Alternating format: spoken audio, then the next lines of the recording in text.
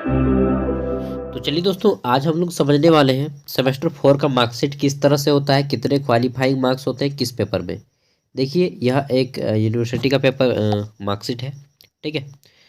और जब मैं ग्रेजुएशन कर रहा था उस टाइम का है। तो चलिए मैं दिखाता हूँ कि किस टाइप से आपके आते हैं मार्क्स और कितने पासिंग मार्क्स होते हैं। देखिए, ऑल ओवर इंडिया में जितने भी CBCS पैटर्न पे आधारित हैं, स्पेशली झारखंड के, इन सभी में आपको इसी टाइप से मिलेंगे, चाहे आप किसी भी यूनिवर्सिटी से हो।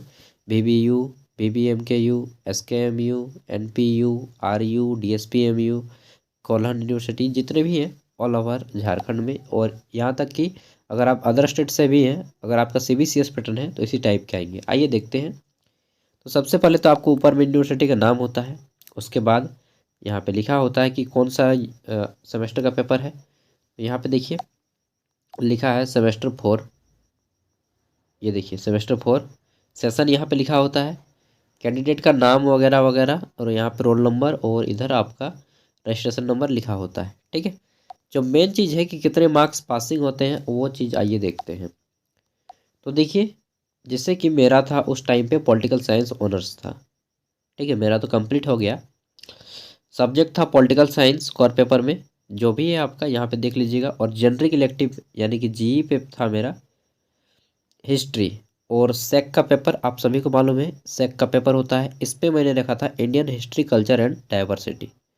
और उस टाइम पे हमारा जो है सेक का पेपर ऑब्जेक्टिव हुआ करता था, अब सब्जेक्टिव हो रहा है, लेकिन मार्क्स उतने ही हैं। देखते हैं। तो यहाँ पे क्रेडिट होता है 18, इसमें 6 और इसमें 2। क्रेडिट से आपको कोई लेना देना नहीं है, हमें देखना है कि कितने मार्क्स है पासिंग। ठीक है। तो देखते हैं पेपर। ये देखिए पेपर, सबसे पहला आपका तो कोर पेपर में 2 होते हैं। ठीक है, 2 पेपर होते हैं। तो देखते हैं। ये रहा हमारा, यहाँ पे बोला गया है फुल मार्क्स, नीचे में देखिए फिर पास मार्क्स, फिर ऑब्टेन मार्क्स। ठीक है। तो इंटरनल है, एक है एक्सटर्नल। एक्सटर्नल देखिए यहाँ पे लिखा है कोर पेपर, सॉरी 3 पेपर होते हैं, कोर पेपर 8। एक मिनट रुकिएगा, मैं थोड़ा सा इसको बड़ा कर लेता हूँ ताकि आपको क्लियरली नज़र आए। तो ये चलिए, मैंने इसको बड़ा कर लिया। ठीक है, अब आपको क्लियरली नज़र आ रहा होगा। यहाँ पे देखिए सबसे पहले होता है कोर पेपर 8। यहाँ पे लिखा है पासिंग फुल मार्क्स कितना है, 80। ठीक है। और पासिंग मार्क्स यहाँ पे नहीं लिखा है, यानी कि टोटल पासिंग मार्क्स जो है आपका तीनों को मिलाकर, जो 3 पेपर होते हैं, 300 होता है ना, कोर पेपर 8, कोर पेपर 9 और कोर पेपर 10। इन तीनों को मिलाकर यहाँ पे 300 टोटल जोड़ा गया है, 300। और पास करने के लिए आपको लाना होगा 120 नंबर 300 में से, चाहे आप जिसमें जितना लाएं। ठीक है, 300 में से कितना लाना होगा, 120 नंबर। ठीक है। तो ये हो जाएंगे आप पास। कोर पेपर 8, कोर पेपर 9 और कोर पेपर 10 मिलाकर आपको लाने होंगे 120 नंबर 300 में से। ठीक है, तो आप पास माने जाएंगे। यहाँ पे नहीं लिखा गया है कि कितने किस पेपर में पासिंग मार्क्स हैं। लिखा गया है कहीं पे? नहीं लिखा गया है। देखिए, ये जो पासिंग मार्क्स वाला एरिया है, यहाँ पे पूरा का पूरा गैप है। एक ही बार यहाँ पे लिखा गया है 120, मतलब कि आपको 300 में 120 नंबर लाएंगे कोर पेपर में, तीनों को जोड़कर, तो आप इसमें क्वालिफाई हो जाएंगे। और देखिए मेरा कितना आया था, 120 लाना था, मेरा आया था 197, 197 आया था। ठीक है, यानी कि मैं पास हो गया था कोर में। मैंने फेल कभी नहीं किया है दोस्त, मतलब कि सरकारी नौकरियों के एग्ज़ाम में अभी तक फेल ही करता आया हूँ। एक भी बार पास नहीं कर पाया हूँ। एक बार पास किया था तो छट गया था। चलिए, होगा। वास्तविकता में अभी तक एक भी बार पास नहीं कर पाया हूँ। ठीक है, अब आगे देखते हैं। तो यहाँ पे हमारा आता है जनरिक इलेक्टिव का पेपर। ठीक है, ये वाला हो गया। 300 में 197 आया था मेरा, और क्वालिफाइंग मार्क्स कितना था, 120, 120। समझ गए होंगे कोर पेपर का फंडा। अब आते हैं जनरिक इलेक्टिव का पेपर।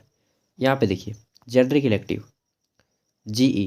ठीक है, GE का पेपर आप जो भी सब्जेक्ट रखे हैं GE में, चाहे आप आर्ट्स हो, कॉमर्स हो या साइंस हो, GE में क्या है फंडा वो समझते हैं। देखिए, GE का जो पेपर होता है वो होता है 100 मार्क्स का। यहाँ पे देखिए फुल मार्क्स 100, और क्वालिफाइंग मार्क्स है 40। कितना मार्क्स है, 40। इंटरनल और एक्सटर्नल दोनों जोड़ के, इंटरनल था 20 और एक्सटर्नल था 80, इन दोनों को जोड़ के आपको 100 मार्क्स हो जाते हैं, 100 नंबर हो जाते हैं, ठीक है।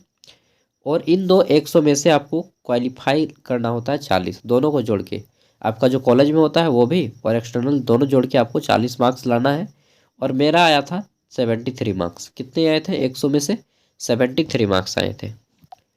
अब देखते हैं तो सेक का पेपर, इसी में बच्चे ज़्यादा फेल करते थे जब उस टाइम पे, जब यह आपका पेपर ऑब्जेक्टिव हुआ करता था।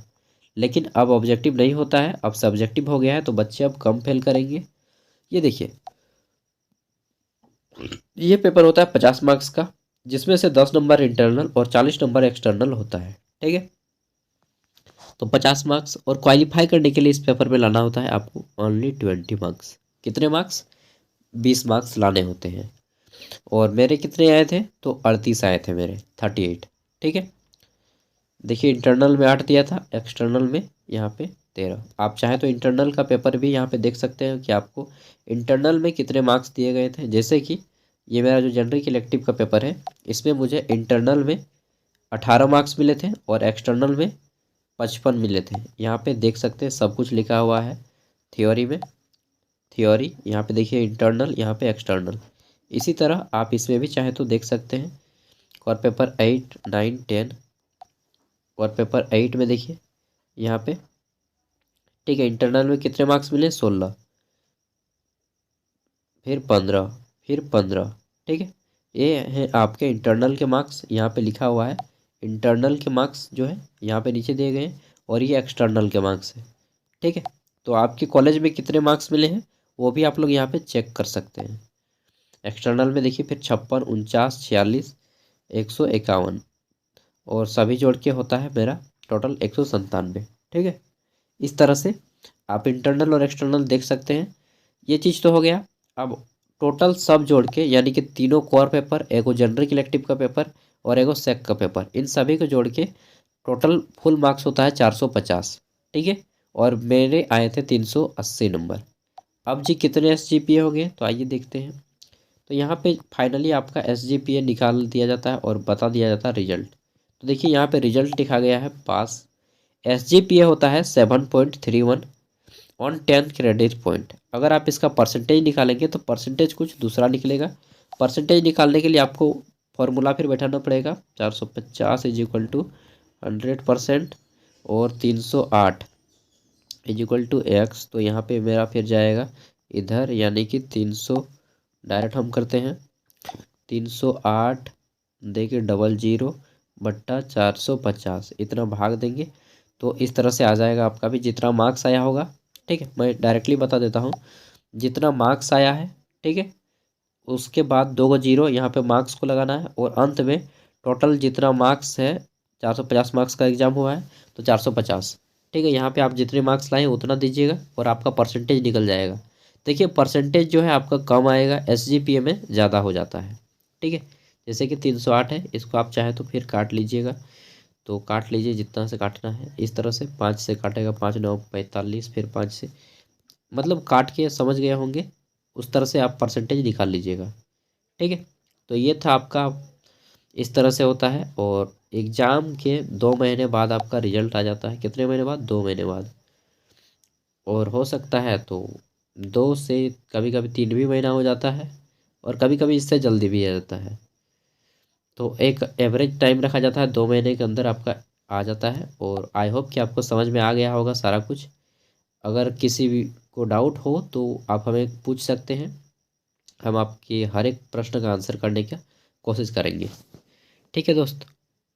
तो चलिए फिर मिलते हैं अगली वीडियो में, तब तक के लिए बाय। पढ़िए, स्वस्थ रहिए, मस्त रहिए और काम करते रहिए। बेरोजगार की तरह मत बैठे रहिएगा। लड़का लोगों से विशेष निवेदन है। Thank you.